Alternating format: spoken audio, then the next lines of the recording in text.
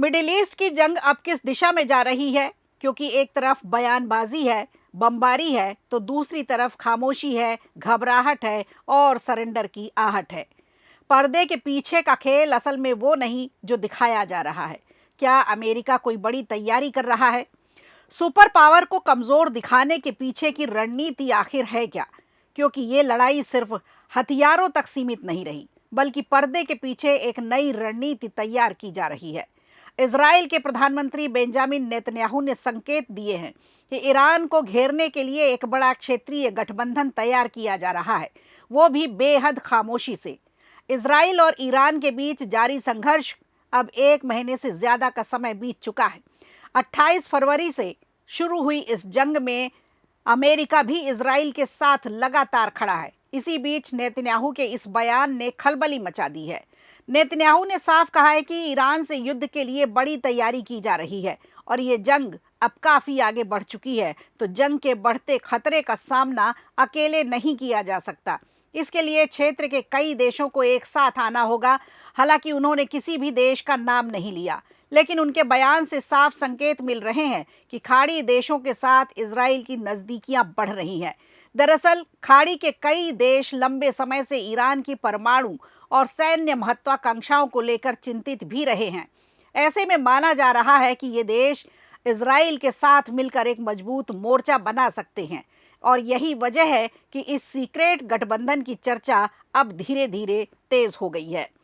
Netanyahu ने इसे एक बड़ी रणनीति का हिस्सा बताया है और दावा किया है कि हाल के सैन्य अभियानों में इजराइल ने ईरान की मिसाइल और परमाणु क्षमताओं को काफ़ी हद तक कमज़ोर कर दिया है। उनका कहना है कि कई प्रमुख परमाणु वैज्ञानिक मारे जा चुके हैं और ईरान की हथियार बनाने की क्षमता को भी बड़ा झटका लगा है।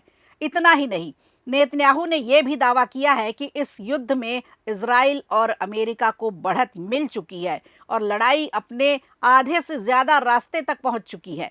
इजरायली सेना अब ईरान के सैन्य ताकत को पूरी तरह से ख़त्म करने को तैयार है और ईरान के सत्ता को कमज़ोर करने पर फोकस कर रही है। इधर ईरान के राष्ट्रपति मसूद पेजेश्कियन ने मौजूदा सैन्य तनाव को समाप्त करने की इच्छा जताई है, बशर्ते इस्लामी गणराज्य को भविष्य में हमलों से सुरक्षा की ठोस गारंटी मिलनी चाहिए।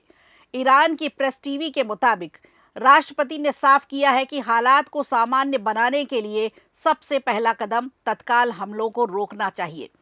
उनका कहना है कि युद्ध विराम के बिना किसी भी तरह की शांति प्रक्रिया मुमकिन नहीं है। हालांकि जहां अमेरिका की ओर से कई बार जंग खत्म करने की बात सामने आई है, पेजेश्कियन ने कहा कि ईरान अपने पड़ोसी देशों की संप्रभुता का सम्मान करता है, लेकिन उसे अरब के देशों में मौजूद अमेरिकी सैन्य ठिकानों को निशाना बनाने के लिए मजबूर होना पड़ा।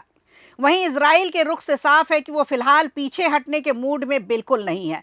उल्टा अब ये लड़ाई और आक्रामक होती दिखाई दे रही है। सबसे बड़ा सवाल यही है कि क्या यह सीक्रेट गठबंधन सच में ईरान को घेर पाएगा या फिर ये कदम मिडिल ईस्ट की इस जंग को और बढ़ा देगा, जिसकी आहट पूरी दुनिया में सुनाई दे सकती है। तो ये खामोशी कहीं एक और बड़ी जंग की तरफ तो नहीं जा रही? आशंका इस बात की भी जताई जा रही है। पर सवाल ये भी है कि क्या आपसी सहमति के सभी रास्ते बंद हो चुके हैं या अब भी कोई गुंजाइश बची है?